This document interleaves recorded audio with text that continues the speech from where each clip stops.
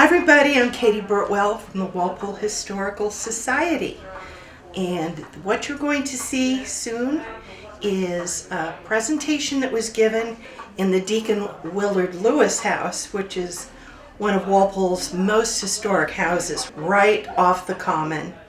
In December of 2022, it was at our open house of this Historical Society. The open house is a tradition here at the Walpole Historical Society in the Deacon Willard Lewis House. And the Society provides people in Walpole with a place to do research, a place to learn more about their town. And we have professional actors who do historical presentations. And it represents Charles Dickens and Mr. Fezziwig giving you a reading from A Christmas Carol. And at these open houses, we invite the public. It's a really good event, and if you missed it, you have a chance to see it now. So thank you very much for watching. Good evening, ladies and gentlemen. My name is Charles Dickens, author and Englishman.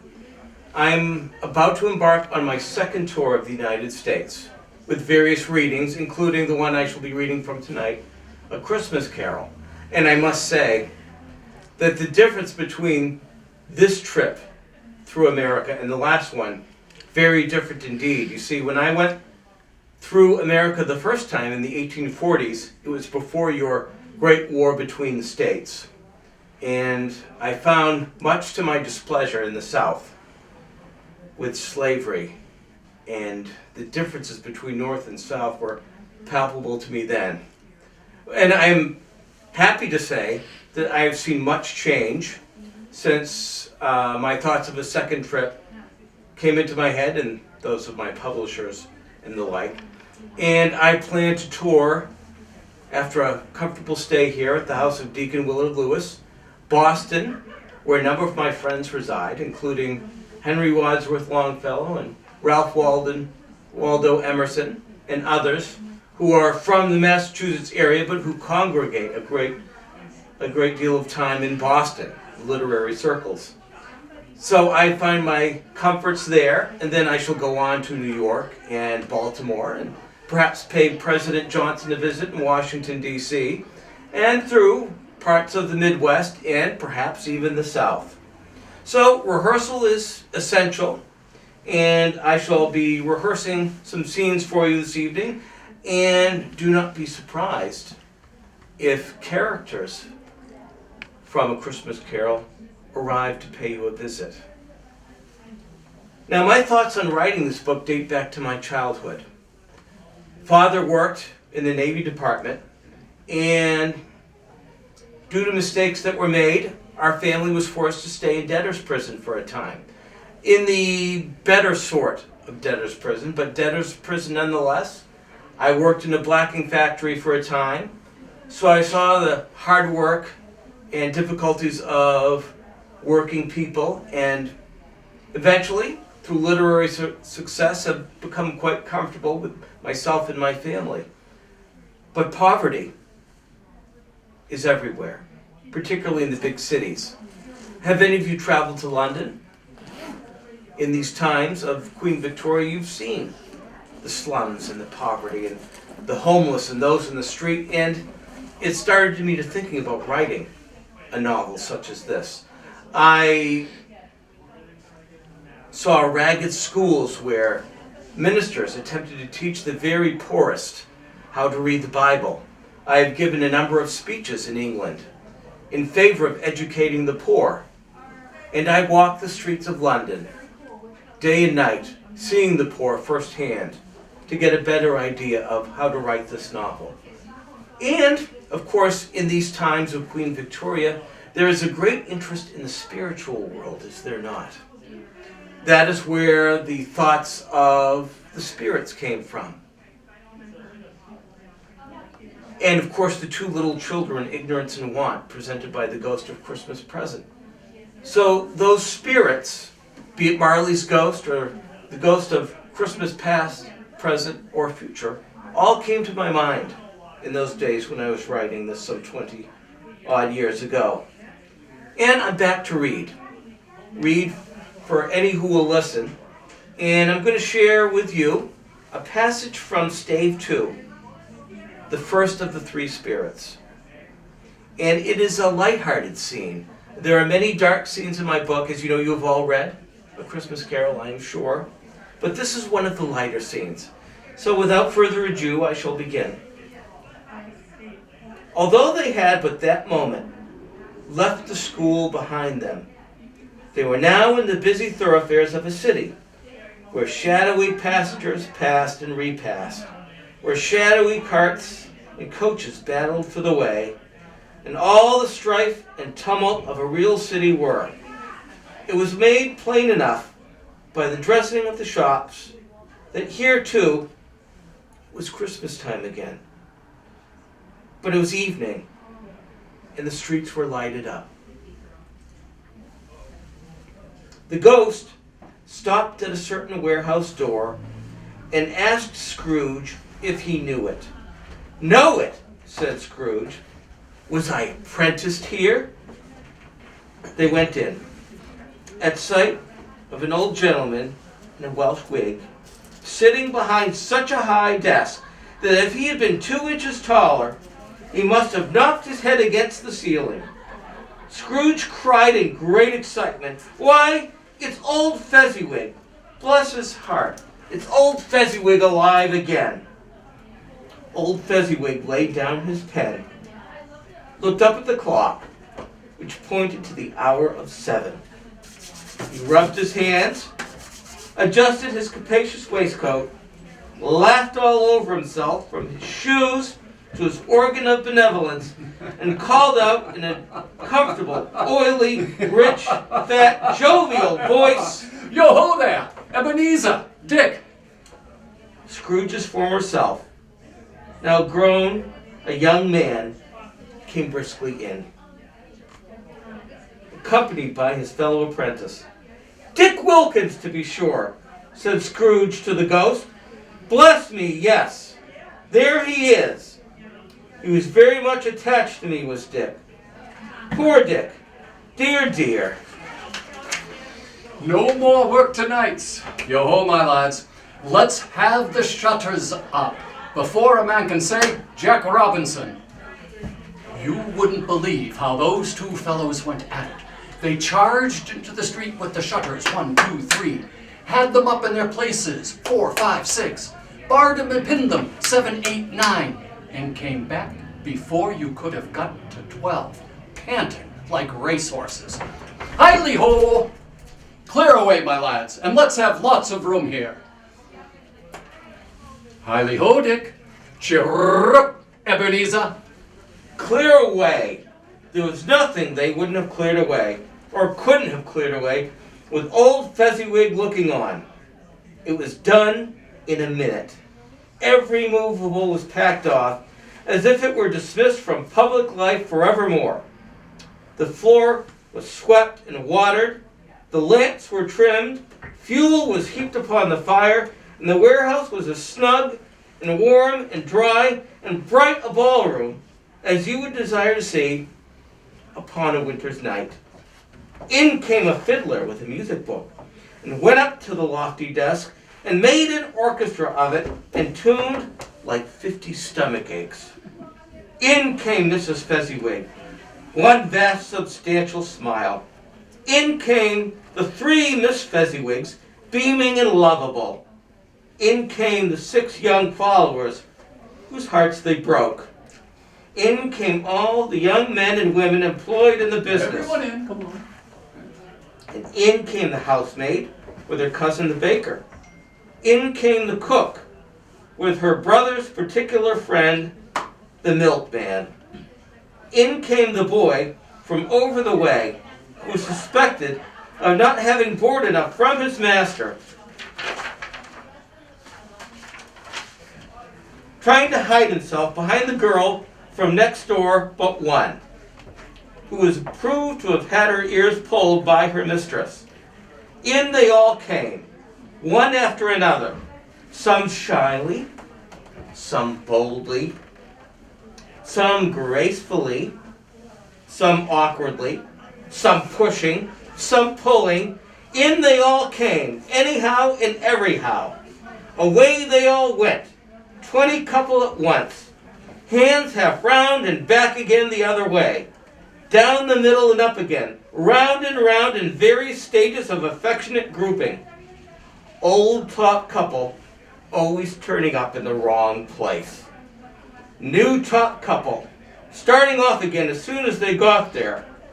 All top couples at last, and not a bottom one to help them. When this result was brought about, old Fezziwig, clapping his hands to stop the dance, cried out, Well done! and the fiddler plunged his hot face into a pot of porter, especially provided for that purpose. But scorning rest upon his reappearance, he instantly began again. There were no dancers yet, as if the other fiddler had been carried home, exhausted, on a shutter. And he were a brand new man, resolved to beat him out of sight or perish. There were more dances. There were forfeits, and more dances. And there was cake, and there was negus, and there was a great piece of cold roast, and there was a great piece of cold boiled, and there were mince pies, and there was plenty of beer. But the great effect of the evening came after the roast and boiled, when the fiddler, an artful dog, mind, the sort of man who knew his business better than you or I, could have told him, struck up Sir Roger de Coverley. Then old Fezziwig stood out to dance with Mrs. Fezziwig, top couple too, with a good stiff piece of work cut out for them, 3 or 4 and 20 pair of partners. People were not to be trifled with. People who would dance and had no notion of walking.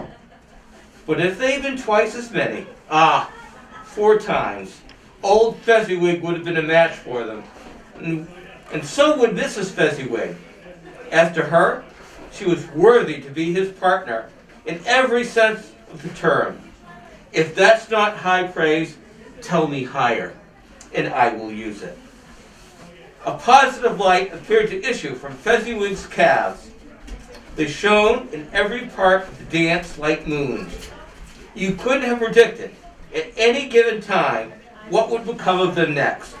And when old Fezziwig and Mrs. Fezziwig had gone all through the dance, advance and retire, both hands to your partner, bow and curtsy, corkscrew, thread the needle, and back again to your place, Fezziwig cut so deftly that he appeared to wink with his legs and came out upon his feet again without a stagger.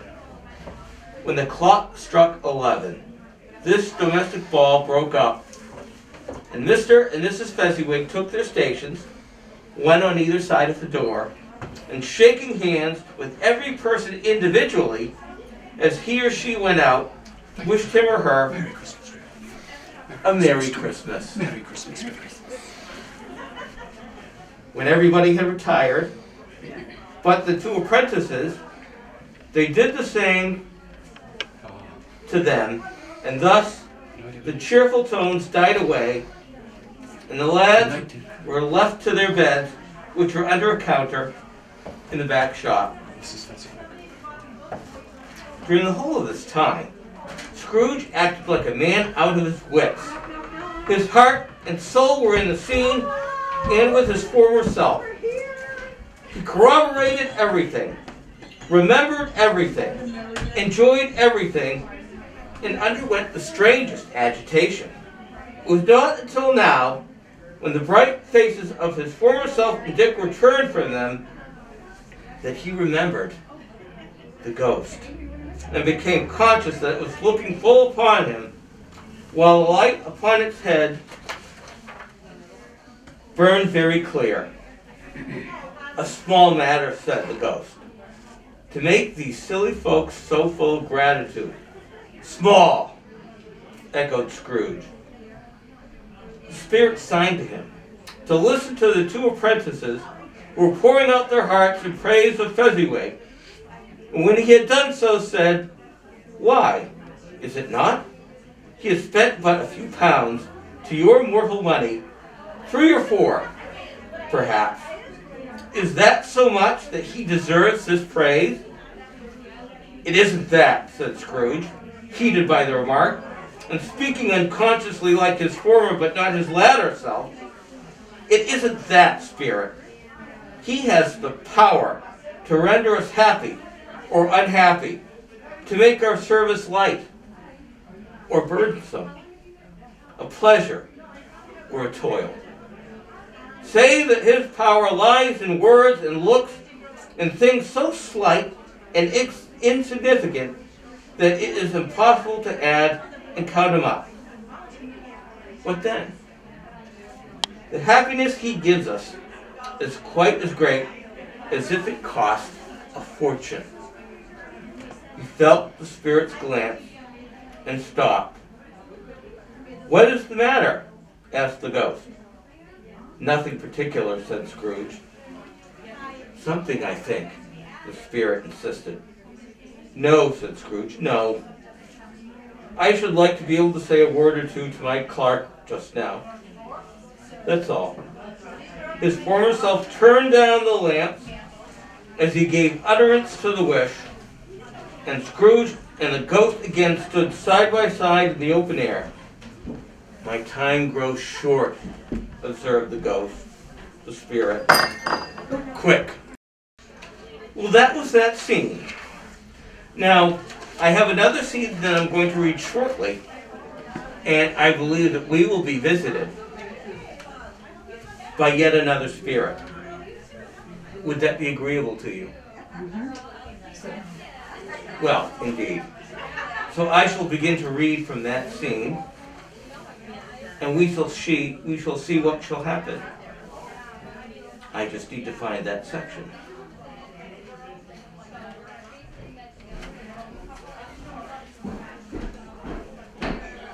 Indeed. And I believe our timing is so good that I will read that scene now. Word of explanation. You have read the book, all of you, yes? You know of the 3 spirits, past, present, and future. And of course, before them, Marley's ghost. And of course, you remember at the beginning what a bitter old man Ebenezer Scrooge was. Well, of course, after visiting with the 3 spirits, his soul was reclaimed. But at the beginning, in his office, he met with gentlemen who were seeking money from him for charity for the poor. That was when he said those very evil things about workhouses and prisons and what the poor should do to themselves should they not wish to go to any of those places. Well, at the end, he meets up with one of those gentlemen again, and it is at the final part of the book, the end of it. So I shall share that scene with you now. All right.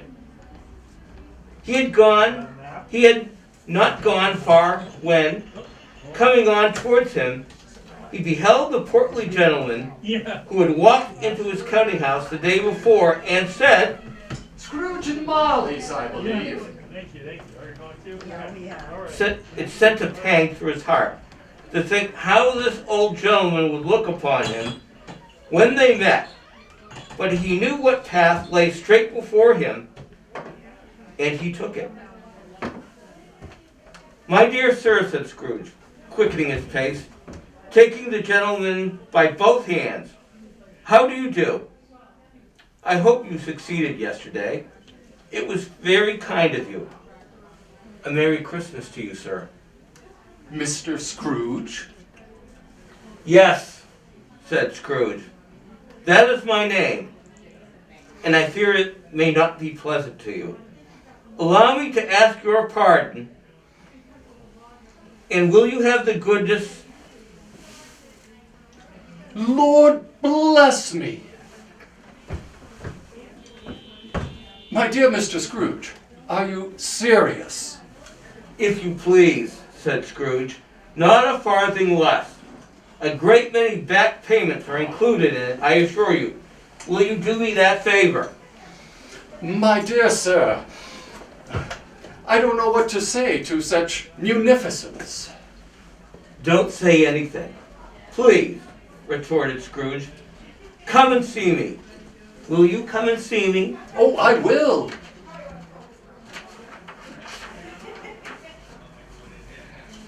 And it was clear that he meant to do it. Thank ye, said Scrooge. I am much obliged to you. I thank you 50 times. Bless you. Now, to finish that passage, I must go back into the book, this beautiful book with Christmas colors, and read one more scene of it.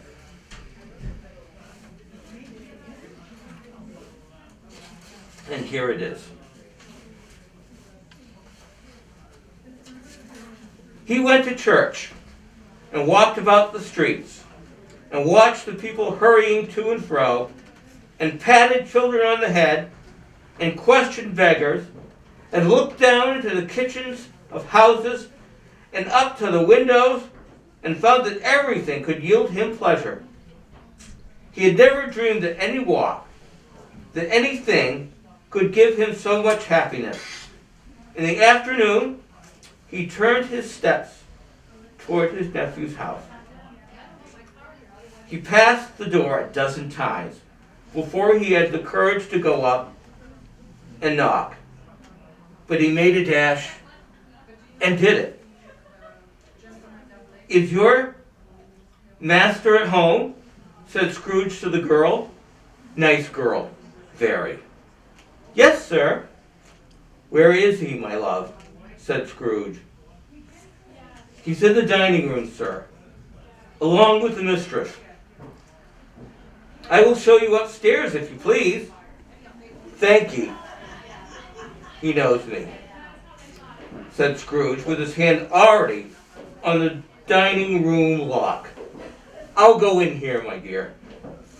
He turned it gently, sidled his face in, round the door. They were looking at the table, which was spread out in great array, for these young housekeepers are always nervous with such points and like to see that everything is right. Fred, said Scrooge. Dear heart alive, how his niece by marriage started. Scrooge had forgotten for the moment about her sitting in the corner with the footstool, or he wouldn't have done it on any account. Why, bless my soul, cried Fred. Who's there? Who's that? It's I, your Uncle Scrooge. I have come to dinner. Will you let me in, Fred? Let him in. It is a mercy he didn't shake his arm off. He was at home in 5 minutes. Nothing could be heartier. His niece looked just the same. So did Topper when he came. So did the plump sister when she came. So did everyone when they came. Wonderful party, wonderful games, wonderful unanimity, wonderful happiness. But he was early at the office the next morning. Oh, he was early there. He could only be there, if he could only be there first and catch Bob Cratchit coming late. That was the thing he had set his heart upon. And he did it, yes he did. The clock struck 9. No Bob. The quarter past. No Bob.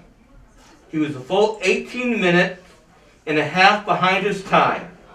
Scrooge sat with his door wide open, that he might see him come into the tank. His hat was off before he opened the door, his comforter too. He was on his stool in a jiffy, driving away with his pen as if he were trying to overtake 9 o'clock. Hello! growled Scrooge in his accustomed voice, as near as he could feign it. "What do you mean by coming here at this time of day?" "I am very sorry, sir," said Bob. "I am behind in my time." "You are," repeated Scrooge. "Yes, I think you are. Step this way, sir, if you please." "It's only once a year, sir," pleaded Bob, appearing from the tank. "It shall not be repeated. I was making rather merry yesterday, sir." "Now I'll tell you, my friend," said Scrooge, "I am not going to stand for this sort of thing any longer, and therefore," he continued, leaping from his stool and giving Bob such a dig in the waistcoat that he staggered back into the tank again, "and therefore, I'm about to raise your salary." Bob trembled and got a little nearer to the ruler. He had a momentary idea of knocking Scrooge down with it, holding him, and then calling to the people in the court for help in a straight waistcoat. "A Merry Christmas, Bob," said Scrooge with an earnestness that could not be mistaken, as he clapped him on the back. "A Merrier Christmas, Bob, my good fellow, than I have given you for many a year. I'll raise your salary and endeavor to assist your struggling family, and we will discuss your affairs this very afternoon over a Christmas bowl of smoking bishop. Bob, make up the fires, and buy another coal scuttle before you dot another I, Bob Cratchit." Scrooge was better than his word. He did it all, and infinitely more. And in Tiny Tim, who did not die, he was a second father. He became as good a friend, as good a master, and as good a man as the old city knew, or any other good old city, town, or borough in the good old world. Some people laughed to see the alteration in him, but he let them laugh, and little heeded them, for he was wise enough to know that nothing ever happened on this globe for good, at which some people did not have their fill of laughter in the outset, and knowing that such as these would be blind anyway. He thought it quite as well that they should wrinkle up their eyes in grins as have the malady in less attractive forms. His own heart laughed, and that was quite enough for him. He had no further intercourse with spirits, but lived upon the total abstinence principle ever afterwards, and it was always said of him that he knew how to keep Christmas well, if any man alive possessed the knowledge. May that be truly said of us, and all of us. So as Tiny Tim observed, God bless us, everyone. Thank you.